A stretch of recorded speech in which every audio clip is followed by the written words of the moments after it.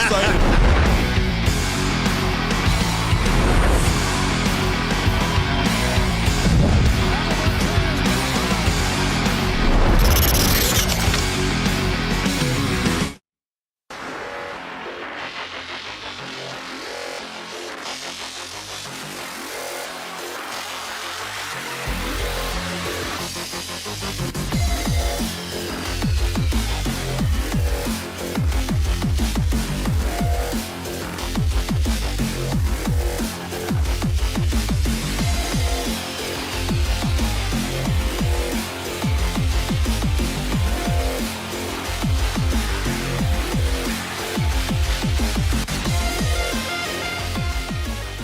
It's time for Two Guys and a Goalie with Dustin Nielson, Matt Kassian, and the goalie, Joaquin Gage.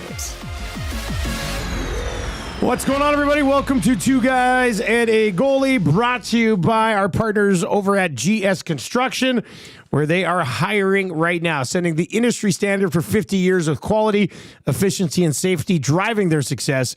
GS Construction has the foundation built on teamwork, and now they want you to become a part of that team. Visit www.gsconstruction.ca and click Ready to Work, or visit their page at Indeed.ca. With the Next Step Person program at GS Construction, it's not just a job, it is a career. A lot of smiling faces around the office right now, Gager. Yeah, this isn't good for. I think this is the downfall of Edmonton Sports Talk. This might be the thing that this is the worst idea I've ever seen. I know because I have a very addictive personality. Do you? Yeah, it's terrible. I should have ran a survey on that first. Absolutely terrible. 9:05 game tomorrow, Dusty. I'm in. Why do you think I got the machine, man? Yeah. I'll be here early. Then. I know. Hernan's like, I'm going to be coming in at 9 o'clock every single day. It's amazing how many times I'm going to ask, hey, Hernan, do you need any help with the pre and post? Yeah. Actually, that's a good point. Yeah, just be hanging around. We have I went to play more tables and games, and we got a machine, stand-up arcade machine, 2-player, 6,500 games. And look, that was one of the things when we were devastated at the old place. Like, It was sad when we got shut down, but it was mostly because we couldn't play Tecmo anymore. Yeah. And that was one of the goals that I always wanted to have here. It's Christmas time. I thought like a little present for the office. Hernan, how great is this going to be? It's going to be, we can start our league up again. We can start the Tecmo League up again. Yeah. Reed already says they'll do a chat GPT schedule. Maddie, what are you playing? Tecmo. Of course. I want to explain Tecmo right now. I like how guys are like, yeah, we're going to play this. We're going to play this. And I'm like, guys, this is not Tecmo know? machine. Like, I told Gager, I said I tried to put in a request to have the other 6,499 games removed. Because that machine is meant for Tecmo Bowl. Wow. Super Tecmo Bowl for the Super Nintendo Entertainment System. I'm got like creepy old arcade vibes. I might come in with a Canadian tuxedo and just try to sell you guys weed. Just selling weed for the quarter. That'll be, that's pretty much what's going to be happening around here, I guess. No, it'll be good. Like we said with the basketball and stuff, as long as all the work gets done and we don't just start playing all video games, HR Daddy's going to lose his mind. He'll be like, hey, what's happening to the business? Well, I'll tell you, I'm 21-6 in Tecmo this year, so to be honest with you, I don't care. The infighting around the studio now is going to be very difficult. Like here's the trash other thing, talking. Done right, that game can provide a ton of content for us as well.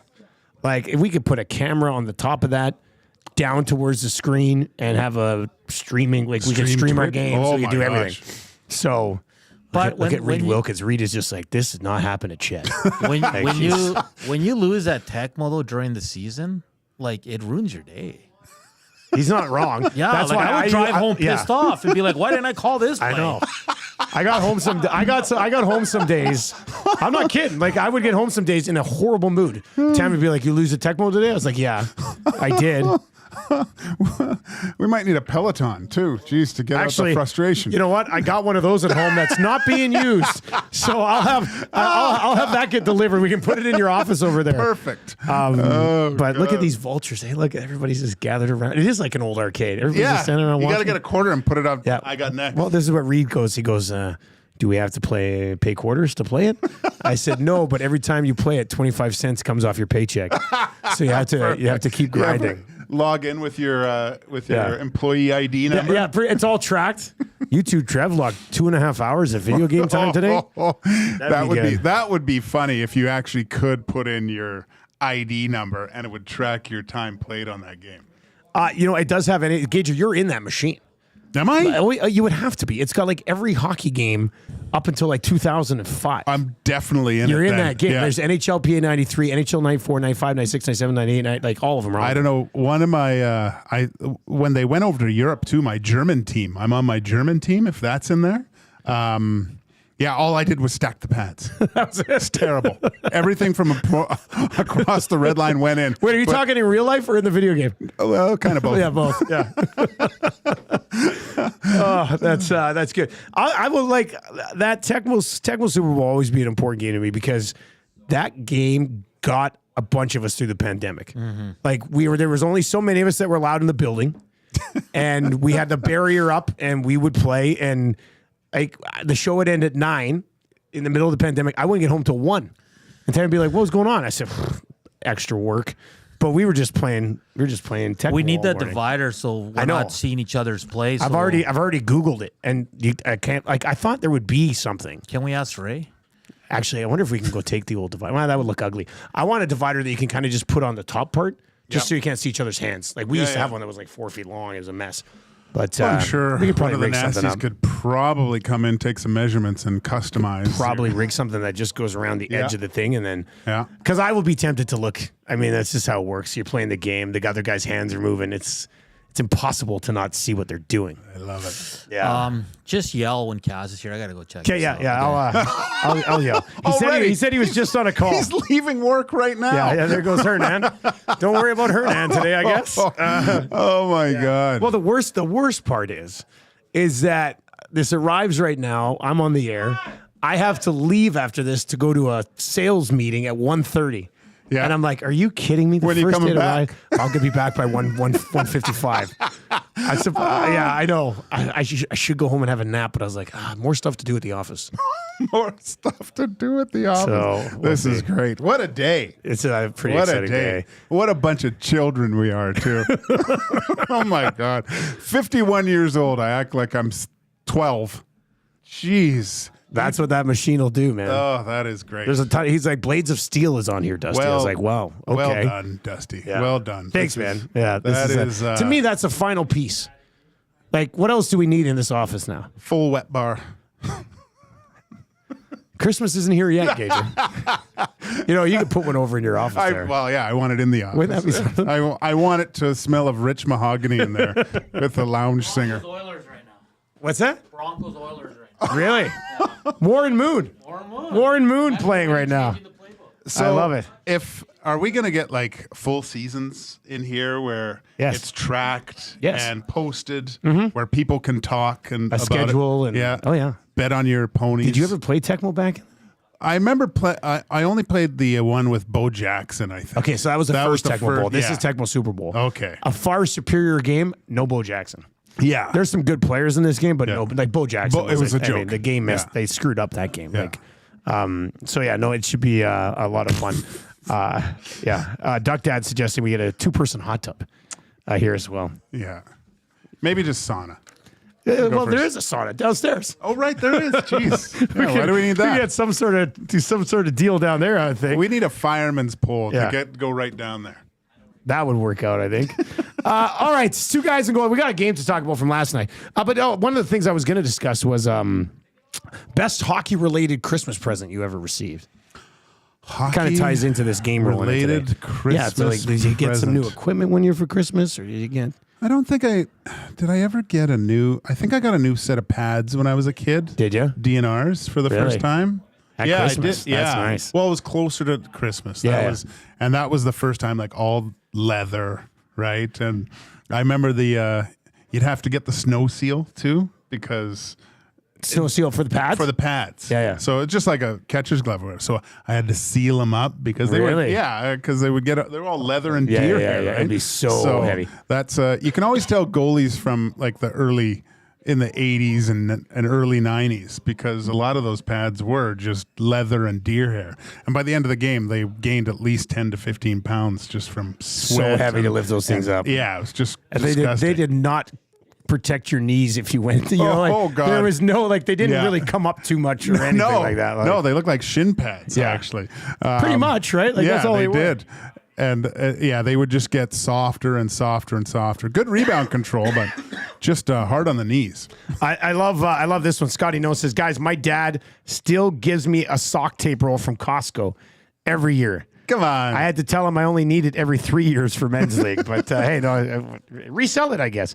For me, I think it was the same Christmas. I was just getting into collecting hockey cards, and I got I can't remember. It was Eric Lindros's rookie year. Oh. And I got that score set and the OPG set from the same year, and it was in a binder together. I still have the binder in my hockey card room at home. Like, the cards are still in there, never been taken out. And I must have been 10, maybe 11.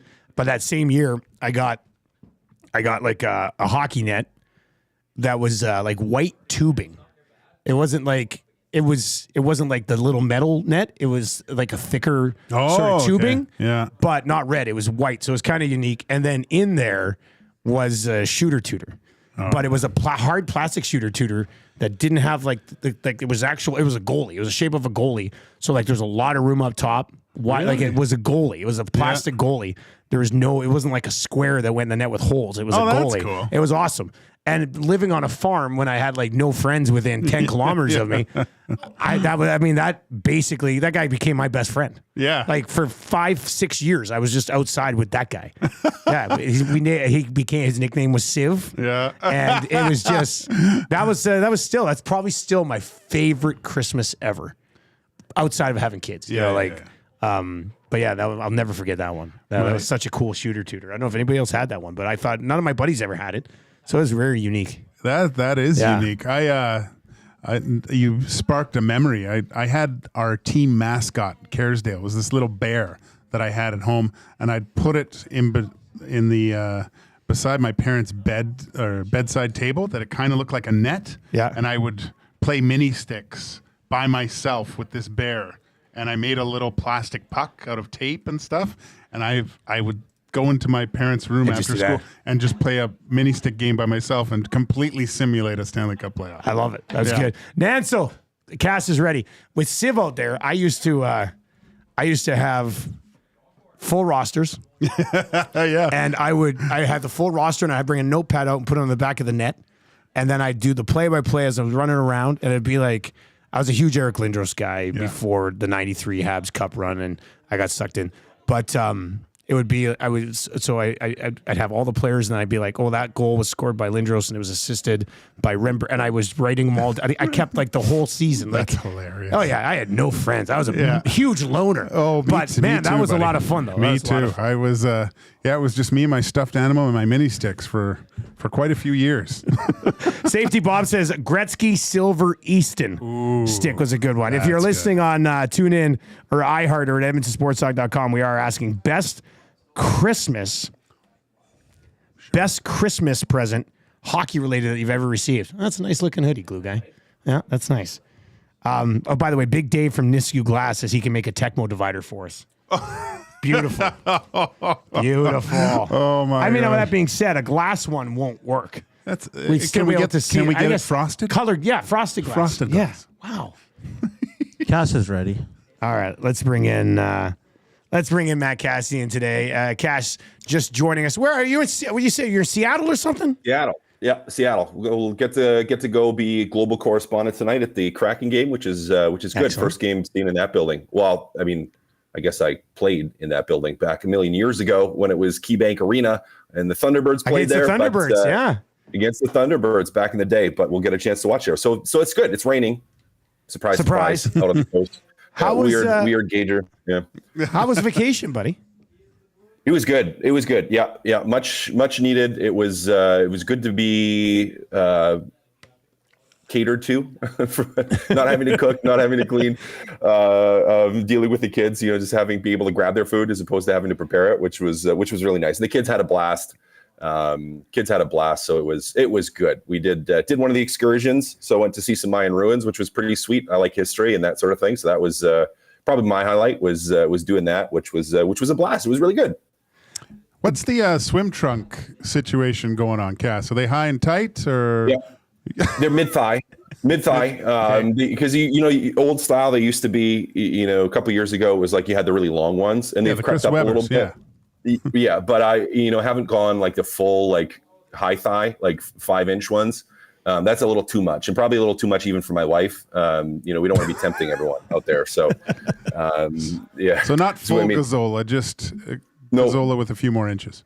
Gazzola with a few more inches. Yeah, Gazzola with a few more inches. And I actually there are some that, like, one thing that's nice now is some of those shorts, they have like compression shorts built into them, like some of those swim trunks, which is pretty nice, because I had to pick up a couple new pairs. I haven't got new swim trunks in years and years, so I got 2 new pairs for this, and they worked well. Kind of kept everything toit like a toiger. Like a toiger. I don't know, Kass. I don't know if it's just the lighting in your hotel room or not, but did you get some sun? Did you look a little? Yeah, you look good. You look a little darker, buddy. Like, I got a little bit. I'm not a sit in the sun. I don't know about you guys. I'm not a sit in the sun and bake type of guy. Like my dad is. One of my brothers is. Like I'm more of a shade. Like I like it hot and jumping in the pool and a little bit of sun. Yeah, so I didn't get too much color. The lighting probably makes me look a little darker than I actually am. Still pretty white. So. I'm still pretty white. Yeah. Gazzola watching or listening in the chat, he says, leave my shorts out of this. Oh, God. All right.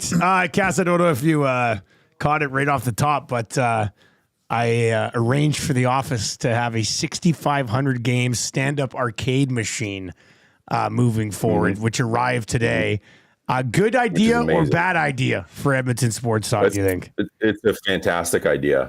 It's a fantastic idea. Like, just think of all the fights that are going to happen and all the anger and the rage. Like, it's going to be great. But you know what I love about the number of games on there is, like, because Techno Bowl's on there, but for other games too, it's like where you can get into some of the fighting games and that sort of thing. Yeah. Like, it's a good Mortal pickup. Kombat tournament. Oh my God. Yeah. Now my one concern is that while we're doing live shows, is you're just going to hear people yelling at each other in the background and fighting, 100%. And arguing. Yeah. So that's like, we gotta. I don't know if we need to make a soundproof. It's as far away like from the studio as it can be. Really, I mean, it could be around the corner. But I know. Still, like, maybe we should get some padding or something around there. And a sound. Yeah, I don't know. Yeah, we'll figure something. We'll figure something out. Yeah, I put it. I wanted it on that wall over there just because we were having the power issues on this side of the building. I was like, well, let's plug it in over there and we'll see. Got its own circuit. We'll see how it goes. We can put a block in there and run our own circuit. Is that what we can do? We can do that. You know that type of stuff? It's not that hard. We'll figure it out. I changed a windshield wiper yesterday. Yeah, I ran power in my basement, so whatever. Did you? All right. Well, then Gator knows this stuff. Kass, did you have a chance to catch the game last night, or were you traveling, or what was the deal? Yeah, I was traveling, so I caught part of it. Watched the highlights. I would say that was. So I didn't get to watch the full thing. Just kind of picked up on the game summary, I would say. Well, there was. I mean, the highlights provided a lot of fodder from last night's game as well. So let's get into that. We will get to Hired or Fired it coming up a little bit later on as well. If you're listening on TuneIn or iHeart or at EdmontonSportsTalk.com, we're also asking you your favorite Christmas hockey-related gift, and you can send those in as well. A lot of people saying tabletop hockey. Obviously, as a kid, I remember one year for me, Santa Claus brought. Like a tabletop hockey game, but it was with metal, like big metal ones, and all 6 original teams. Nice. And I that would have been a great collector's item. Yeah. I totally butchered it as a kid. I mean, that was not good. This one was, this is cool. Danny T, I've been here too. Gage, you've probably been here too. Best for me was a goalie pad set. I grew up in the country with no friends nearby, so I'd use a bouncy ball, shoot it against the wall, and it would bounce back, and then I'd save it. So you have to shoot it quick, then get back. And I wasn't that much of a psychopath, but I did play like tennis games like that. I would use a tennis racket and kind of do the same thing. Yeah. Oh, yeah. Oh, that's not a bad idea. Yeah, that would have worked too. All right, Gage, let's start with your thoughts, obviously, on last night's hockey game. It was for a non-Oiler or Panthers fan, hell of a hockey game to watch. Like, that would have been highly entertainment for you last night. For Oilers fans, a little bit of a different story. Up 4-2 against the team that beat you in the Stanley Cup final last year. and let it slip away like that. It kind of encapsulated that whole series in a way, right? And then just the agony of defeat at the end. No, I thought first of all, the broadcast I thought was great. Them going over the Prime series as well, getting clips of current players talking. I just think they did a great job of setting up kind of the rivalry of the two teams that were in the Stanley Cup finals the year prior. The game itself, again, really exciting. It was exactly what I was hoping for with a few lead changes throughout the game. That always makes for an entertaining and exciting game to watch. But bottom line, overall, I thought the discipline of the Oilers was not as good as it was over these past 10 games. And not just like taking penalties. Yeah, but you're just talking the way they played. the structure, everything was just, it seemed like river hockey. They just abandoned everything. And some of your best players, your two best defenders and your goaltender were off. And that kind of sealed it for them. I think you made a good point on the discipline. Like they'd been playing completely unpenalty related, but they've been playing sound, structured hockey for quite some time. And I think the heat of the battle against the Florida Panthers got them out of it. The emotion of it got in. Kass, I'm not sure if you did you see any of the first period? But I mean, Darnell Nurse. We can say what we want about the double minor, but that was kind of the discipline. To a point, right? Element of it, was a penalty. All right, go to the box. Yeah, why give this team and what happens? A clear penalty. A clear penalty. Yeah. So I don't know what he was. Obviously said something that went over the line a little bit, and at that time of the game, I guess the ref is trying to keep a lid on things, knowing that there's probably a lot of emotion. But he was pretty quick with the T there. Guys, how far do you got to go in the National Hockey League verbally to an official to get the misconduct there? It all depends on the official. I mean, what we don't get to see is if Darnell Nurse was on him earlier in the game, right? Mm-hmm. And in past games too, right? Like there's a buildup to where it's like the referees. You yell at a ref, they're not going to forget that the next time you play against them. And if you are always on top of them, they may have told you even last time they officiated that you're on thin ice, as it were, right? Like, and so it maybe wasn't deserving in and of itself in that moment with what he said, but it's very possible that there's an escalation, right? A buildup to where the official's like, nope, I've had enough and going to blow it. And it is an emotionally charged game. I wouldn't be surprised if both teams are chittering at the refs the whole game.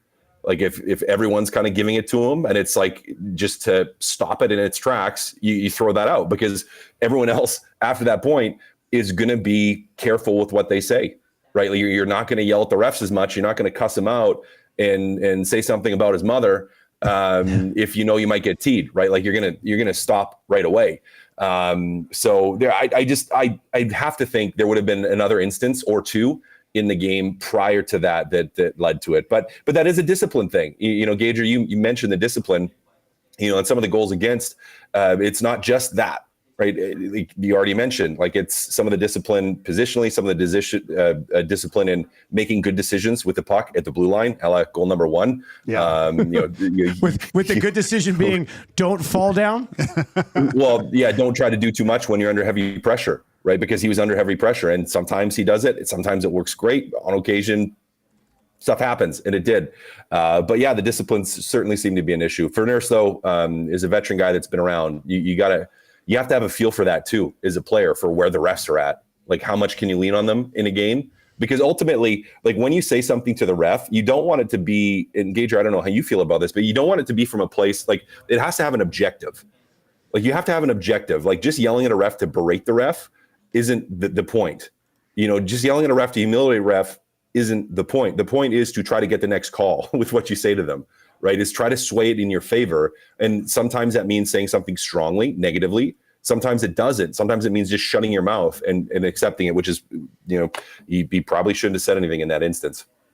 This is where I wish, we're watching F1 races and you hear that little and then it shows the communique. Yeah, the box. Maybe they blank it out. But how great would that be on the broadcast if they could go back and Darnell says beep beep beep, and then it's just blanked out, but a little description of what he says and whatever the ref says back. Kass, is there either of you guys is there a handful of words that you know not to use towards an official?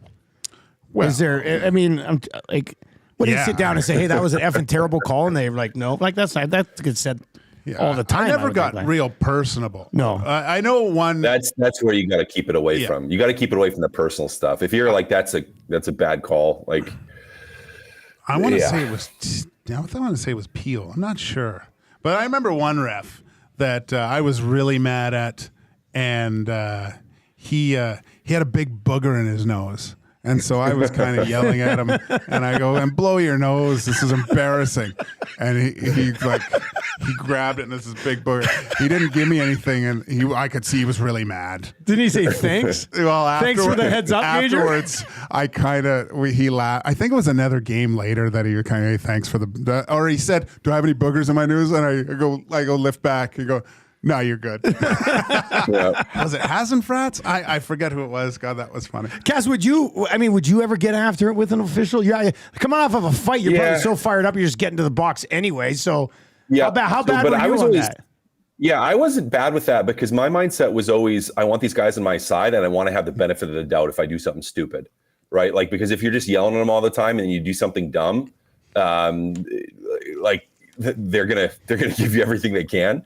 Where I was like, well, if you're generally pretty good with them and respectfully to them, even if you disagree with something, like saying it, not swearing at them, like, but just being like, man, that was a bad call, or like asking, hey, can you like tell me what you saw there? Like, just kind of like having good communication, open communication with them, so that even then, like when you yell at them, it makes them question. Right? Because if you're not yelling at them and then all of a sudden something happens and you do, and they're not used to you doing that, well, it can be like a little bit of a shock to the system, right? Where like, oh, like, hold on a second here. Normally he doesn't get mad. Why is he so mad? And trying to get them to question things like that's what, to me, the point of it is like, you want them on your side as much as you can. And when you lean on them, you want it to be with a purpose, not just kind of repetitively all the time, frequently. I would like to formally apologize to all the rec league refs I verbally abused over the years. And it was bad. I had to issue some apologies on 1260. Oh, really? Oh, yeah. One time I was on the air the next day ripping the officials from my rec league game the night before, and the league reached out and was like, hey, we heard this. We'd like you to issue an apology. Like, that's Are you serious? Oh, yeah, man. I was a psycho. I remember the one time I got it. I don't know if I was playing. I think I might have been playing against Tommy's like rec league team for some reason. Anyway, I remember the ref, we were going at it and we get to the box and I'm still losing it on him and he's, get in there and sit down. And I get in, don't say another word. I get in, I sit down, I close the gate, and then I get up, I open the gate, I look right at him and say, you're the worst I've ever seen in my entire life. And he's like, get the hell out of here. Like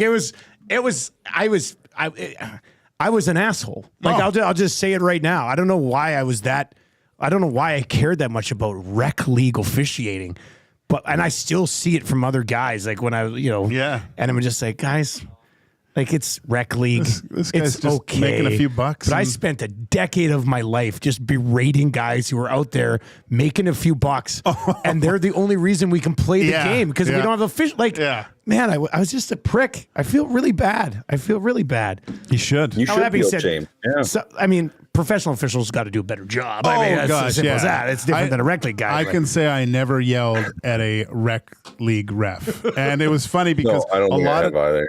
A lot of times their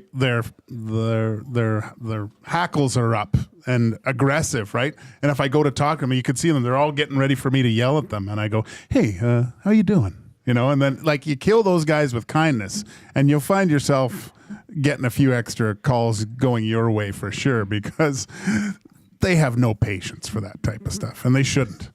No, they shouldn't. It was Tommy's over in the chat. He says, Dusty, you almost fought Chad Scharf that game. Kass played with him in Vancouver, I think. Yeah. Scarfy. Yeah. I was on a total meltdown. He's a beauty. Scarfy's an absolute beauty. Oh, man. I don't know what my deal was. I missed playing hockey, but I don't miss getting that involved in it. Yeah. Like I'll still go play Friday drop-in sometimes. That's enough for me now.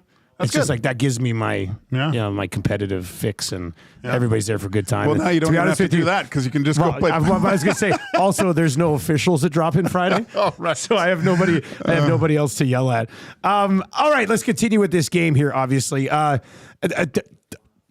mean, what are we supposed to say about Bouchard? And he talked to the media after the game. He knows he played poorly. But that was a really bad night from that guy, man. And I know he's had good games this year. He's had some bad games this year. And I know you don't want to read too much into one game.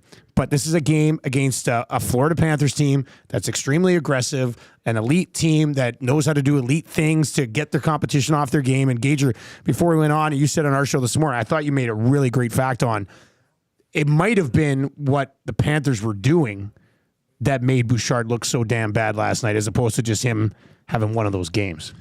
Yeah, and like on my dog walk, one thing crossed my mind, I believe, before the game that I was like, well, the Oilers are playing so well.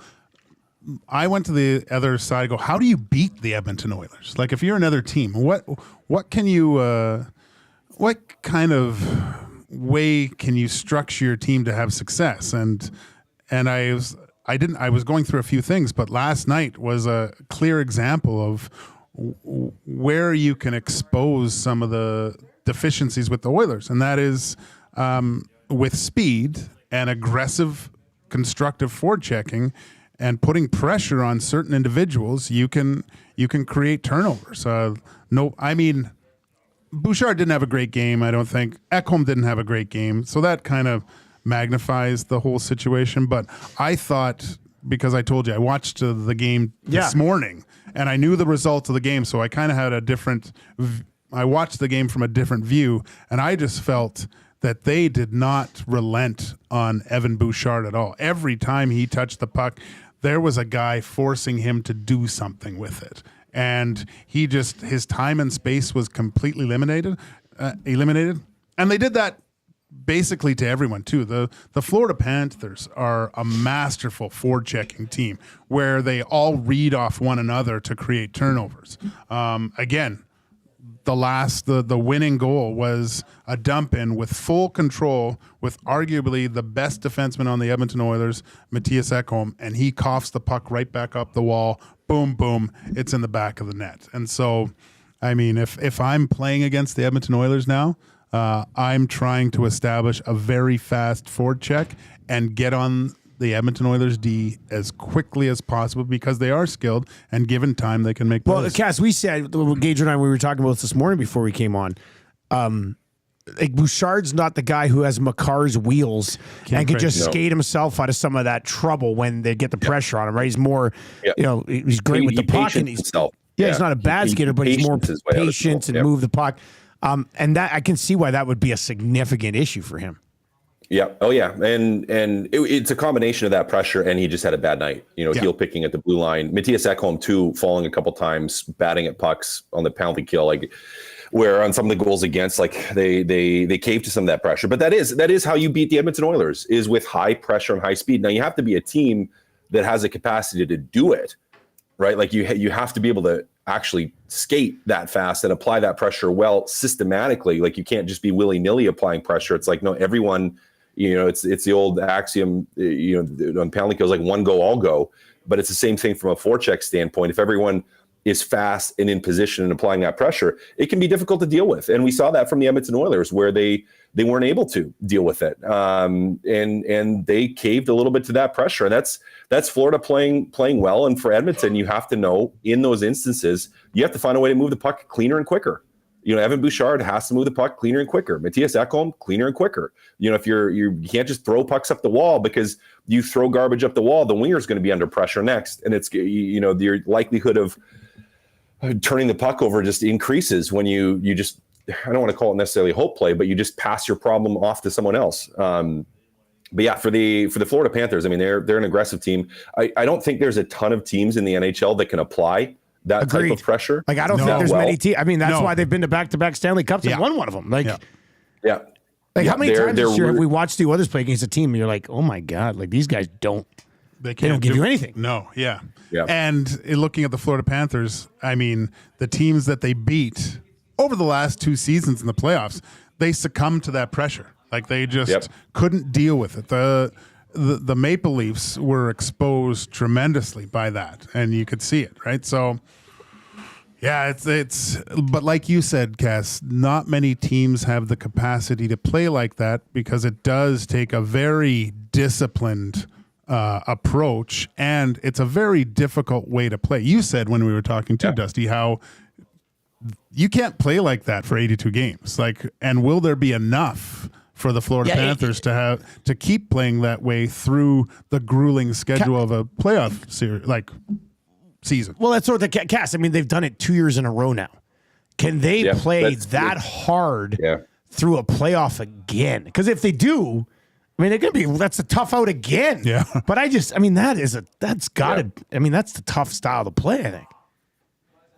Yep. Well, it's a tough style to play and sustain, and with short summers where you don't necessarily have the time to recover physically, put on muscle again, because you lose muscle mass over the course of a year. It's going to be tough for them to do that. Now, I haven't watched enough of the Florida Panthers this year to say that they're playing every game like that. You know, they were just shut out twice. Yeah. So I'm assuming they probably didn't play at that level in those games. You know what I mean? No. And so that's just it, is like, okay, well, are they going to entering into the playoffs? Do they have enough in the tank? But there's so much. I mean, they'll be a tough out regardless with being able to play that way. But you will have the questions of, okay, in a deep playoff run, are they going to be able to sustain this over a number of series versus just one series or 2 series? Which is a fair question. To ask for the Florida Panthers and for Florida Panthers fans to say, to have concerns heading into it of like, can they sustain playing this way throughout the season and into the playoffs? But as you said, they're not going to be able to do it every night. So we'll have to see, but they will be a tough out. I mean, they're a contending team again this year. We got hired or fired we're going to get to, but there's still lots to get to from this game. They provided us with a ton of stuff. I want to get to Hyman taking a puck right to the face. Ouch. But Gager, how many of the goals last night on Stuart Skinner would you say were stoppable and he should have had? I didn't like the first goal. The breakaway goal. Yeah. I just thought his timing moving back and the pressure from the weak side, I guess, would it be? That he could have positioned himself better because it wasn't going back the other way. And it was on his forehand. It would have been a long way to come going forehand to backhand. And I think he backed in too much. It still hit the top of his pad, but I think he could have positioned himself a lot better and made the shooter do something he didn't want to do. The second goal. Go ahead. Go ahead. No, you go ahead. I have a question for you after this. The second goal, I mean, I know a lot of people are saying it's a distinct kicking motion, but I look at it more of a puck laying there and you're actually pushing your foot towards it and guiding it from maybe a stationary point. I don't know what the whole rule of the kicking motion. I know his foot was Tkachuk's foot was directed towards the net, but I still thought that was a good goal. Like that was, and there's nothing really you can do at Stuart Skinner because you're not going to the point of deflection with his skate in mind. You're going towards the stick. So, and that goes through. Yeah, the rebound control on I think that was the third goal where that one bounced off the defenseman then back. Yeah. He'd like right, and then in the third period, I didn't like any of them. I thought they're all stoppable pucks. You cannot let someone score from behind the red line. It's just you can't. Both ends of the ice that happened last night. I know. Yeah, and even Bobrovsky, like a lot of short side goals. I know he's a little bit more aggressive, and that suits that kind of quick shot, short side. Seems like he crouches a little bit lower than the bigger guy. In that reverse V, like he's different for him. He's very different, Yeah. but he's so agile, right? He's really good. But I like those shot selections from Brown and Draisaitl, and even the fifth goal by Kapanen, where just kind of short side bang bang, where he's coming across and it's hitting him. Weird bounce coming off the glass too. So not a great night by the goaltenders at all, really, when you look at it. But Stuart Skinner allowed a lot of pucks that should have been stopped. He'd been playing so well, Kass. I mean, we were talking about it yesterday morning. It almost feel like I jinxed him. We went through his last 8 games. He'd had a save percentage like of around .930 over that stretch in the wins. Had the one game against Minnesota that the team played horrible in front of him, and then the game against Vegas he didn't win, but I thought he played very well in that one as well. And last night I pop into the post-game chat and people are like, this guy's not even an NHL. I'm like, stop it. Stop it. But I mean, he was not good last night. I thought that was one of his worst games of the season. Yeah, he struggled a little bit. Gager, my question for you, because it happened to both goalies. It happened on Hyman's goal too, on Bobrovsky. How much more difficult is it to stop a puck when it's sitting flat up on a guy's blade? Oh, yeah. What happens usually when it gets flat, it becomes more of a lacrosse shot, Kass, where it can, and good shooters sometimes could do that. The amount of the release point changes because the puck seems to stay on the stick a little bit longer. So you can't get that true read from where it's flat and it's positioned on a blade, because that's kind of what you're used to. When the puck is flat, I would kind of equate it to the same as kind of a knuckleball at times. It's just you're not seeing the release point. It comes off completely different when it's upright like that. That's why you're the goalie. Great breakdown. Do you think Hyman saw it coming when he got hit in the face? Obviously not. And if the one view it looked at, like right away, people are like, Bouchard, classic 8 foot shot. That was going wherever. But when you watch it from the one angle, it hit the Panther and then up. Yeah. And I mean, outside of your nuts, getting hit in the face, I mean, it's got to be even worse. Like, I don't even know how. Kass, you ever take one right in the face on a clapper from the point? Yep. NHL or in junior? Yep. In junior, that one would have been in junior. In Prince George, our defenseman, it was off a draw. We set up for a one-timer off the draw. Ryan Bender, who's a real estate agent now out in Regina, we called him Big Sexy. So we won the great nickname. So we won the draw clean, and so you pick the guy. So I picked and it's actually NHL ref Kyle Riemann was the ref. I remember this. So speaking of yelling at the ref, this is one time I yelled at the ref. So it was in Prince George, off the 1T, off the draw, and so I picked my guy. The guy falls down in the back of my legs right as Bender's taking the one-timer. So I'm falling down, seeing this one-timer come straight from my face, falling. No. Nothing I can do. So beans me right in the chin, splits open. So I have, if I pull up my beard, like I have a big scar from here down to here. So it hit me straight in the chin and split me open. Was probably the deepest cut I had in my face, like just blood everywhere. And Riemann gave me a penalty for interference on the play. So I was losing it. You did say you were setting the pick. Well, you're supposed to, but it was my lane because I got there first, and the guy fell, and he fell onto my legs, which made us both fall, and then I got hit in the face. So I refused to go off. So they're trying to send me off because I'm bleeding everywhere, absolutely gushing blood. But I'm yelling at Riemann in the penalty box, bleeding everywhere, refusing to go get stitches because I was so mad that I took a penalty on this play and just got hit in the face. And I actually had, Riemann was one of the guys that I had a good, because he was with me kind of all through junior. And then when I moved pro, that's when he moved to the AHL. And then when I moved to the NHL, that's when he moved to the NHL. So it's so I had him reffing for for my entire junior pro career. I had Kyle Riemann as a ref and really liked him. Got along well with him. We would actually, if I saw him now, we'd stop and chat. But I lost it on him in that one. That one hurt. They had to do the old what did they call it? Like mattress stitching. They called where they have to go. It was. How many for that one? I can't remember how many it was. Yeah. It was, and it was less total because they were really long, bigger, longer ones. Yeah, the bigger, longer, because they weave it through 2 layers because they had to do a couple layers on that one. My parents were at that game too, so my mom was happy. She loved that.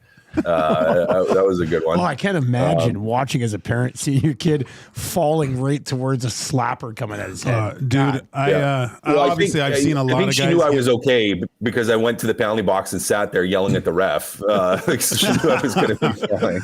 I've seen so many guys get hit in the face with deflected or shots that got away from the guy. And it's always the reaction of the players on ice always change. If you hear it hit like a visor or something, you can hear that, right? Yeah. So, but when it's the dull thud, that's when you see everyone's arms go up and go, okay, come on, because this guy's completely messed up. That hit him flush. Yeah, you must have seen a few of those. One of the worst ones I saw was in Minnesota, a guy by the name of Peter Ovechkin, Czech guy. And I can't remember who the defenseman was, but that was it, like deflection. So it went off deflection, straight off the face, like right off like his orbital bone and into the net. So he scored a goal, but he's lying there, lying there on the ice, bleeding everywhere, like just not moving. And everyone just like, you don't know whether you should cheer or whether you should like, because you just scored a goal. So you're like, do we cheer? Do we like, because he's obviously hurt and took a puck to the face, but you're happy you got a goal. So you're like, you have this wide range of emotions where you feel bad for your teammate and your friend. He just got beat in the face, but he also buried one because of it. So that was pay the price to score, I guess. Yeah, pay the price to score. Go to the front of the net. I did the same thing to Barry Nykar way back when in the minors. He was battling in front and pass came across, and I tipped it with my stick, and I got it up in the air. I go, phew, because there was guys there.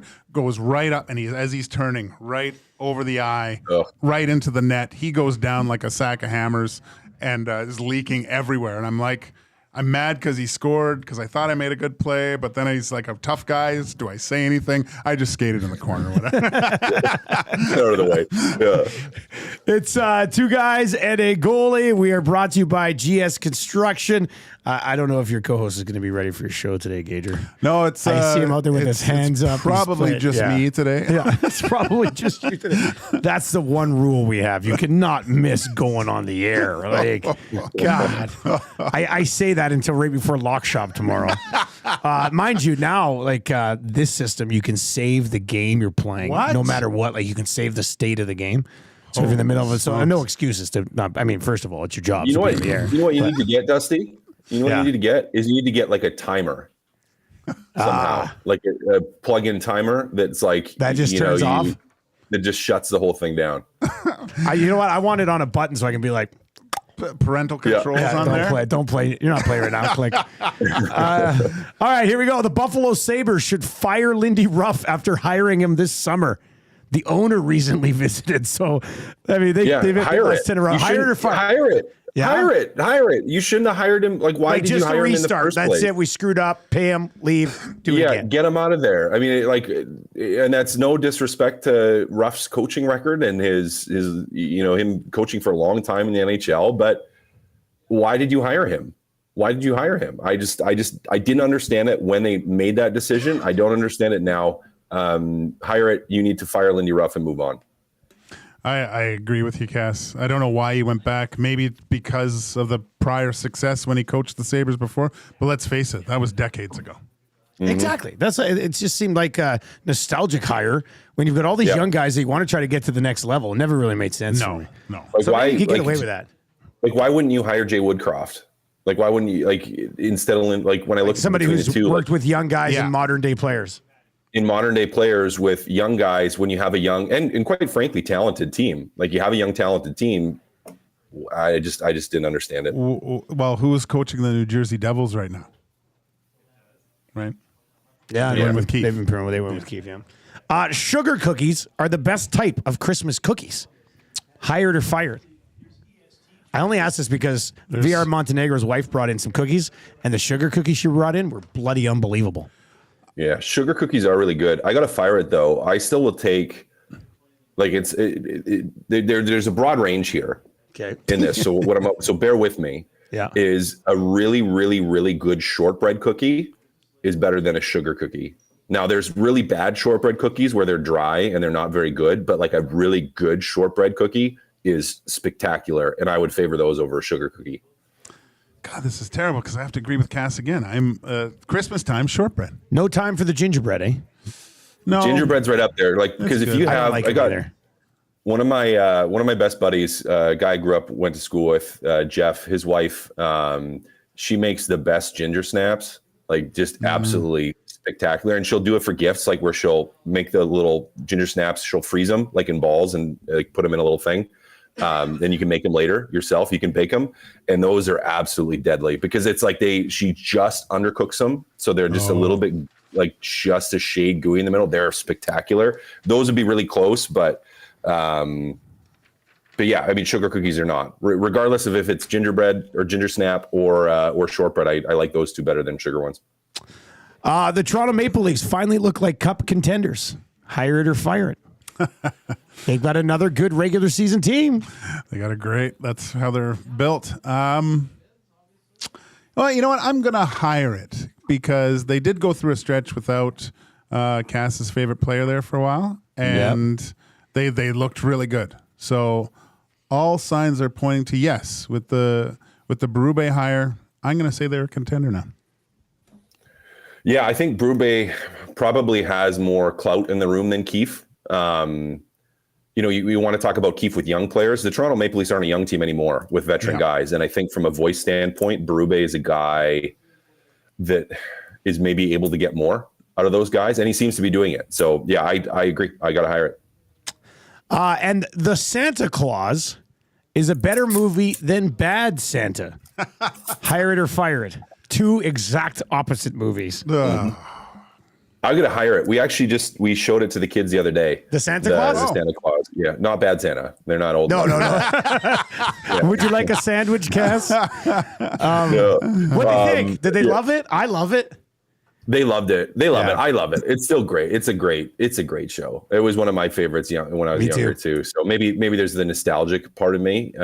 So I can't remember which is hire it, but whatever is the Santa Claus, we're keeping that. I remember the first time after I saw that, I wanted to become Santa. Oh, I know. I was like, when I grow up, I want to do that. Like, I want Santa to fall off my roof, and I'll take over. Like, I thought it was awesome. It's a great show. Actually, the trilogy is actually quite good as well. So all the way to Martin Short as Jack Frost. I think he's in. Oh, I never saw that one. Yeah. It's good. Is it? It's good. They're all good. The second one was pretty good. Yeah, I like with the toy Santa that comes because didn't the third one just come out? Was that? No, it was a while I thought ago. they just did another. I think there is another one, but it's like I think they do a TV streaming. It's like a TV show. Yeah. Oh, really? Okay. I did not know that. And then, of course, Bad Santa ended up becoming this guy in Landman, which everybody's talking about. You watched Landman? No, I don't have Paramount Plus, but Hernandez said it's unbelievable. Yeah. I mean, if you've watched some of the Billy Bob, the best line that I could say on here was he's at the bar. He says, "Give me a beer. I don't drink anymore." And the guy goes, "There's alcohol in it." And then Billy Bob says, "There's more alcohol in that orange juice there than what's in this Michelob Light." And then he goes, "No, well, I get it. Still drinking's drinking." He goes, "Look, I'll come in here tomorrow and drink 6 Michelob Lights. And the next night I'll come in and drink 6 whiskeys. You tell me if there's a difference." Yeah, that was a good line. I saw a couple other funny ones that you can't say. No, there's some funny ones. Yeah, apparently it's a tremendous show. What's his Sheridan? Taylor Sheridan, yeah. He's knocking it out of the park. Yeah, he's basically got a pass to do whatever he wants right now. Yeah, I got to get down to the 4.6s. Yeah, well, I still got to catch up on the Yellowstone, the new season of that too. So, all right. Well, Kass, hey, good to catch up with you, buddy. Enjoy the Kraken game tonight. That'll be it'll be fun. Yeah, I'm looking forward to it. It'll be fun to see in the building. So yeah, it'll be a good one. All right, what's coming up on EST afternoons? Oh, I don't know. Probably just me today, first of all. But Javon Leake. Highlights, lowlights. Highlights, lowlights you could do for an hour today if you wanted. Just a recap on my first game. Okay. Yeah. Against a computer, it doesn't count. No one wanted to play me. All right. So, yeah, there you go. Javon Leake, fresh off a 2-year deal, will be on EST afternoons. And highlights, lowlights, lots to break down from the hockey game last night, that is for sure. That's going to do it for Two Guys and a Goalie, brought to you by Sandman and his crew over at GS Construction. They are hiring now. You can find their page on Indeed.ca or go to gsconstruction.ca and you'll find the link to apply for work there. For Matt Kassian and Joaquin Gage, I am Dustin Nielson. I'm going to play some Tecmo. See you later.